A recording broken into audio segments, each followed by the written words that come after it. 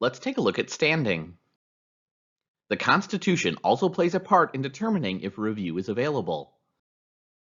The legal system of the United States is adversarial. Article 3, Section 2 of the Constitution limits the jurisdiction of federal courts to cases or controversies. This means that an actual dispute must exist before the federal court can exercise jurisdiction. Theoretical and hypothetical disputes may not be decided by a federal court. The purpose of the case or controversy limitation is to prevent the courts from becoming lawmakers, a responsibility reserved to Congress.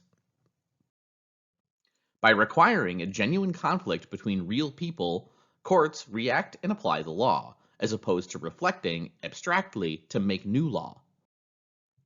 What is the relationship between standing and statutory rights for review? First, if statutory law is silent on the question of who has a right to petition for review, standing principles apply. Second, if statutory law narrows or limits the group that can seek review, the statute applies. Third, if a statute makes review available to those not qualified under standing principles, the statute is likely constitutional. The standing doctrine stems from case or controversy limitation of the Constitution. Standing concerns the issue of who may sue. The standing doctrine requires that the person bringing a lawsuit has a personal interest in that case. Early standing law required that to have standing, a person had to prove that a legally protected interest or right had been violated. Under this test, financial or personal injury alone was not sufficient to establish standing in many instances. This requirement proved unworkable. In many cases, courts had to address the merits of a case simply to decide whether standing existed. It was therefore time inefficient.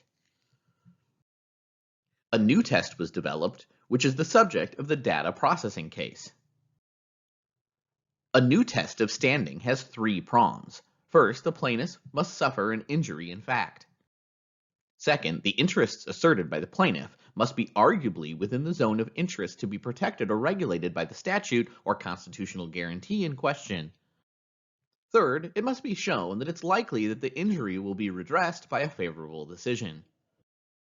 Under this new test, economic and non-economic injuries are sufficient to establish an injury in fact. Even somewhat abstract injuries, such as aesthetic, recreational, or environmental injuries, may establish standing under the new test. A person's status as a citizen does not confer a right to challenge a law or agency action.